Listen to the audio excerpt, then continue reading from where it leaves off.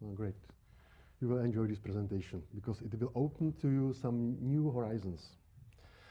So let's start. The question, which was raised up, especially during the COVID time, is possible for musicians to play together over internet in real time? The answer is definitely yes. Of course, you have to fulfill some conditions, but let's dive a little bit how it works and how you can make this magic. At first, I think that Andy mentioned and explained a lot of things, and I have to agree with one important axiom which you have to consider, and this is the real world, that the speed of the light in fiber cable, which is the basic technology for bringing the data over the internet, it's 200,000 kilometers. We have to keep, of course, this is the bad news because the limit of the technology is the speed of the light. On the other hand, of course, there is another axiom, which is speed of the sound. This is a little bit better because it's only 343 meters per second.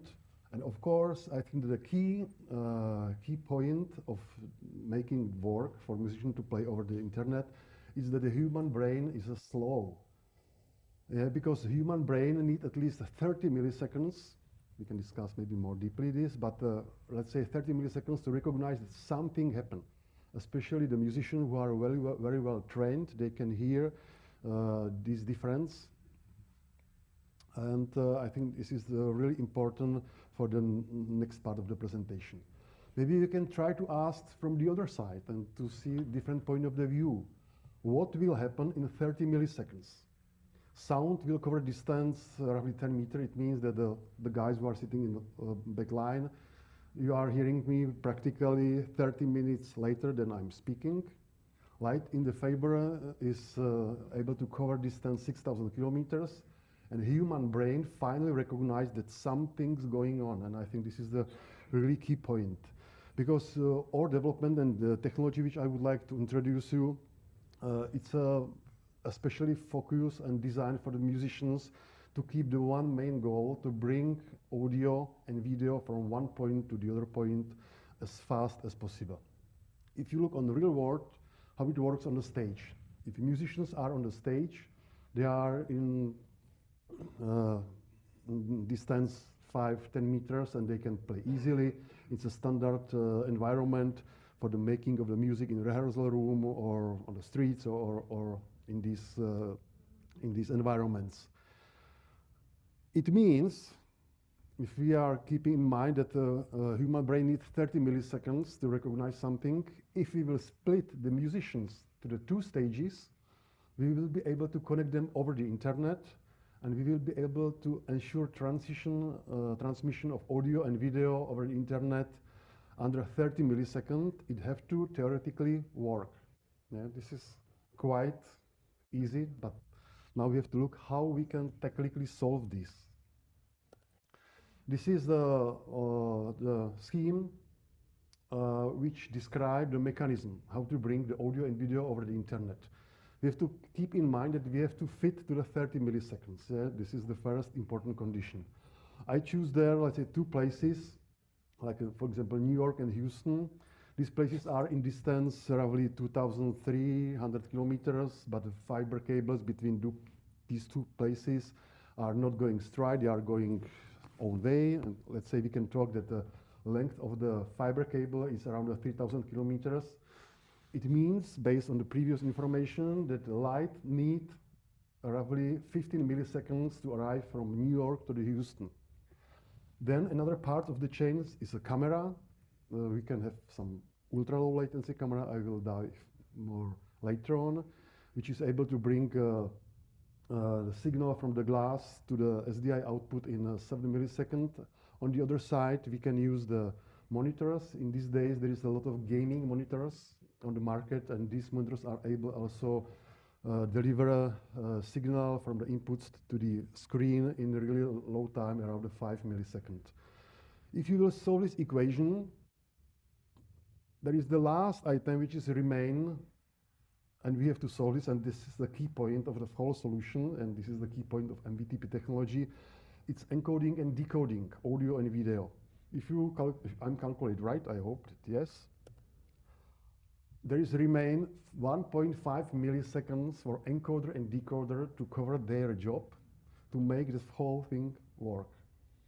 Let's dive a little bit to the part of the chain. I will start with the cameras. During the development, we tested a lot of cameras, and in the end, we found that there are some cameras which are not expensive and they are widely available on the market. And there are, for example, two Blackmagic cameras, one the studio broadcast Ursa and the studio micro camera, which they are able to work even in 4K resolution. And there is a small tiny camera from Korean company SalRayWorks, which is able to deliver output of the light, which is achieving the chip roughly in 4 up to 7 milliseconds. The screens, as I mentioned, they are also important, and there is a lot of them available on the market. I just show here the three types of the screens which we use during our testing. The first one is hands-free. This is the, let's say, cheap monitor, which has a really nice shape, a nice stand, and you can pack this easily to the back if you need to move to some location. For the studio or classroom, you can use the gaming monitors. We tested, for example, 55-inch gigabyte gaming monitor. It was working really quite well. And we also test during our performances the big LED walls. And if you have last generation with the fast processing, you can also achieve really low latency. And in our case, we tested LG LED LSAA series, which is used for virtual production or for big screens or digital signage, and all of them, they were working quite fine. Another part of the chain is the internet, and as I mentioned, it's completely based on the speed of light and on the fiber connection. There is a nice web page, wondernetwork.com, where you can find quickly some average ping between the different cities worldwide. I think it can be helpful to recognize if the connection between some cities is possible because of speed of light or not.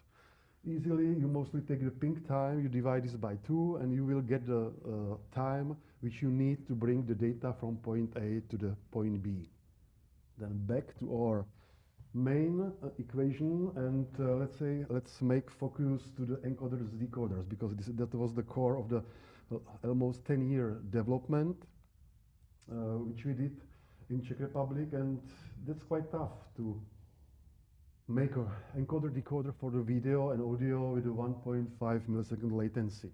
Of course, you cannot use GOP-based encoding, decoding. You cannot use even frame, because the frame is at 20 milliseconds. It's still a lot. You have to use the line-based encoding and decoding, which is the JPEG XS is perfect and perfect suitable solution for that.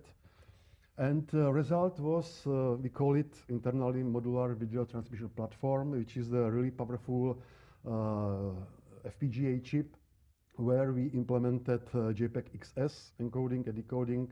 And audio we are bringing from point A to the point B uncompressed. In this case, audio is not compressed for this solution.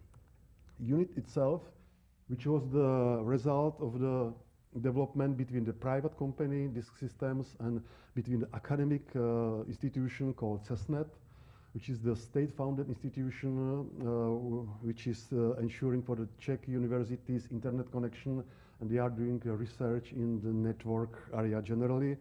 And Czech Technological Agency of the Czech Republic was giving some money for the grant project that our private company can join forces with the academic guys and scientists, and we can develop the unit which was designed exactly for the musicians' needs.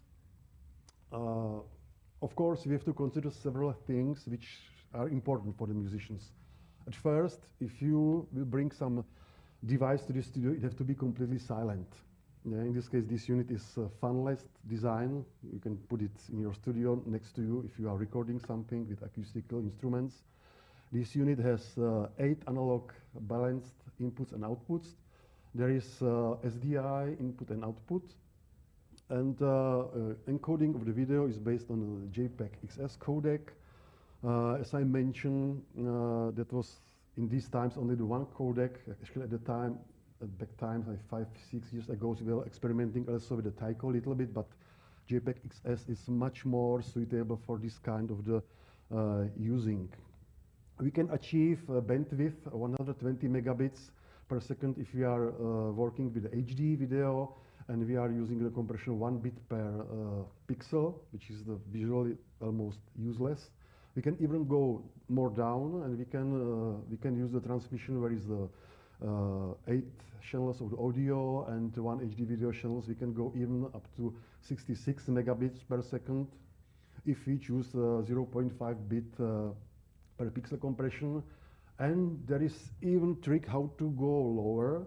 Yeah, if we will use not 1080, 60 or 50p, but if we are using 1080, 50 or 60i, actually we hate these interlace, but in this case, it even can help us achieve the lower bandwidth for the full transmission. How it works practically and how is this basic setup? You connect the ultra low latency camera directly to the unit. You connect your mixing consoles with inputs and outputs through the analog inputs and outputs on the unit. And the output you can connect directly to the SDI, ultra low latency monitor, or you can go through the SDI to HDMI converter, and you can use some of these cheap gaming monitors. Here is the one user case which I tested personally 3 years ago with my band. Yeah, because I'm living in Prague, and next members of my band are living 200 kilometers from the Prague, close to the Brno. We did a test that they were in their rehearsal room in Brno, 200 kilometers from me. I was in Prague, in my studio. Here I can show the picture how it was looking in real time. Here you can see the band in the Brno, and I was 200 kilometers in our company studio, playing with this technology over the internet with the band, and I was able to do rehearsal with them. That was important for me, like a creator of this idea and like a guy who managed the developers, to get personal feeling, because to see this from a perspective of the musician and feel the solution on if you are playing with the band, it's something quite different if you are only sitting and watching that someone else is doing that. And I think that it was for me great experience that we investigate, yeah, it works, this is the possible, and it's unbelievable for us to recognize that. Then we also did a test, because the technology at the beginning we were testing just the point-to-point. But these units are able to stream to the 2 destinations. It means that we can arrange 3-point connection between the places. We use the cooperation with the Czech universities and with the Czech art universities, and we managed the connection between actually 2 university studios, one in Prague, second one in Zlín, and we use the University of the Arts in Brno, called JAMU. We use their school theater to create a stage, and on the stage we create a scene that visitors of the event can see all musicians from all places in the real life size. This is the picture of the remote guest from the studio in Prague, vocalist and guitar player from studio in Zlín, and that was the main stage in the theater in the Brno, which was in between of these places, and I was playing there with my band, and the guests remotely join our performance. Later on, if I will reach the time, I can also show you some video from this event. There is only how it looks for the musician during the event. Yeah, you can see a button on the ground, you can see 2 monitors, and I saw on these monitors visually the remote musicians that we can communicate each to other. You don't see any audio monitor on the ground because we used in-ear monitorings, because we have to fight for every millisecond. And if you imagine that you have a speaker 3 meters from you, it's another 10 millisecond time until the sound from this speaker is reaching your ears. Yeah? That's, I think, that in-ear monitoring, which is obviously used today for a lot of bands and performers, was working perfectly. On the same stages, we did also next the day after the first test, we also did a test for the classical music, which was based on acoustic. We use clarinet, piano, and violoncello to play together. And here you can see the result. The difference opposite the Rock Band was that they used standard audio monitors on the stage. In this case, it means that there were some more latency, but over of that, they were able to perform quite easily. Another area where we succeeded already on the European market and we were able to solve some amount of the unit, it's an education market. Because for a lot of universities to do some cooperation between them on the long distance, it's just quite key because they can push down expenses for traveling of the teachers and the students. And we did a connection between the University of Arts in Brno and Hague Royal Conservatorium. And we were able to achieve point-to-point latency 12 milliseconds, which was also great result. Of course, I have to tell the reason why we decided to start at first with the universities, because all of them have great internet and fast connection. We don't need to deal with the local providers. But even local providers are able today to deliver quite good connection to you as well. Here's just a couple of pictures from the studio. From the masterclass, you can see the teachers on both sides and students which can play together and make the lessons. Here can be also another students who are like viewers of this event inside of the studio. And here is how these students see each other and how the teachers see the other side. Of course, the result of the event was recorded, and we were even streaming this masterclass on the internet. In this case, and other people can easily see the result of this interactivity between the musicians. Because there is a special Intune alliance in Europe, which is supported by European Union, and the result, actually the idea of this alliance of the music universities is to use the new innovative way of the cooperation. And if you are interested, I can give you later the list of the universities, and all these universities already have physical unit in their studios, and they are using this for different projects together. We also cooperate generally on this university-based, also with the universities across of the Europe, because this academic community who take care about this ultra-low latency used in application in some arts, mostly in music, but not only the music, is around the world. In this case, we were able to do the tests also on the longer distances.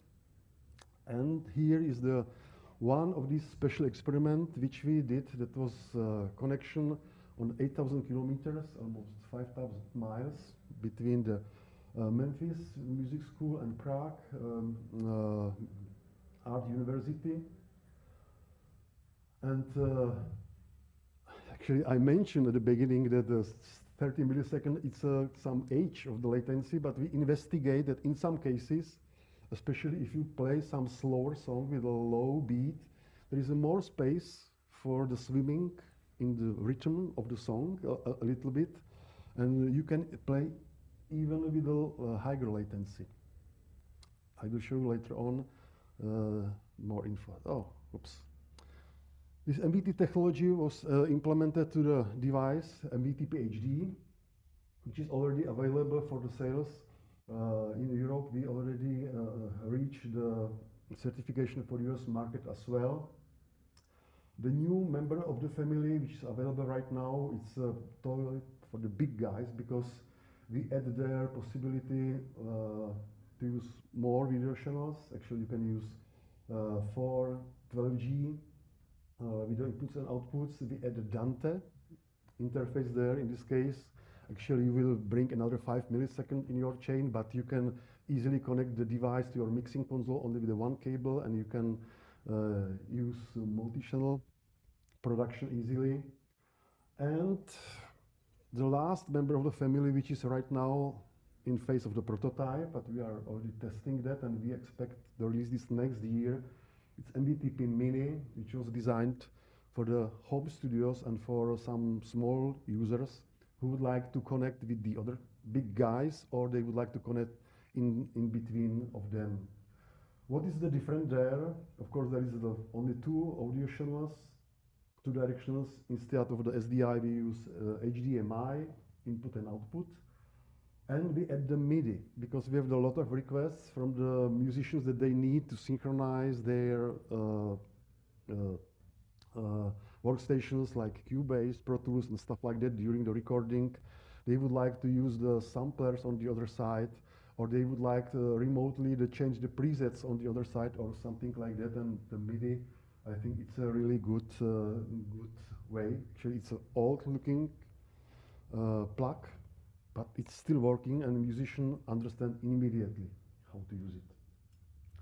And the idea behind of that was that you don't need a mixing console. You can connect directly your microphone, guitar, effect, or keyboard to the unit, and you can immediately start communication with the other ones. So, finally, the seeing is believing. I think it's necessary to see some result. I just would like to ask if I have some time, and how much time I have still. 5 minutes. Okay, perfect. I prepare several videos for that. I think that I will choose just some of them to show how these things are working in the real world. So, the first of them was this acoustic trio. As I mentioned, distance between them was around 300 kilometers, which could be 120 miles, something like that, if I will transform this to imperial measurements. And the result, there will be the sound, was looking like that.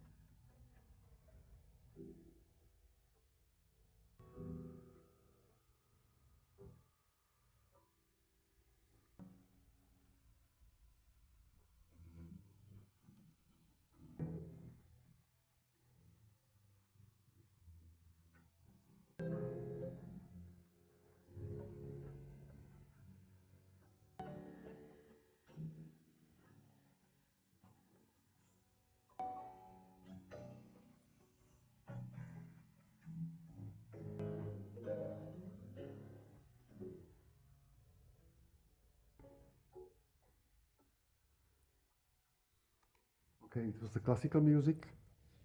Next sample which I have here was the rock band, as I mentioned, with this LED wall behind as well.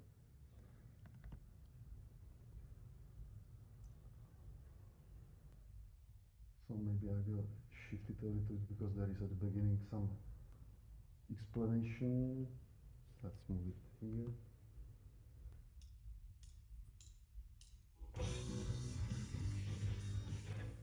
Oops. Okay, let's do it again, because this is this MPEG is in 4K, and it looks like that computer has some trouble to play this resolution if I will move it inside of the VLC player. In this case, we have to wait these 20 milliseconds.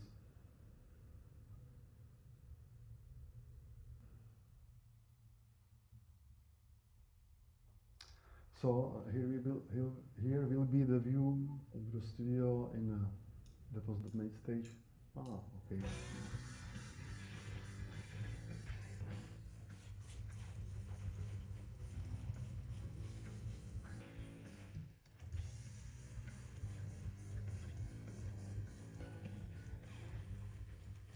Okay, looks like that. Unfortunately, this sample was really in high resolution, and computer is not able to record it. In this case, I will use the third demonstration. That was the rehearsal with my band. This is in HD. I guess that it will work. And here you can see On the left side, the studio in Brno, and on the right side, the studio in Prague.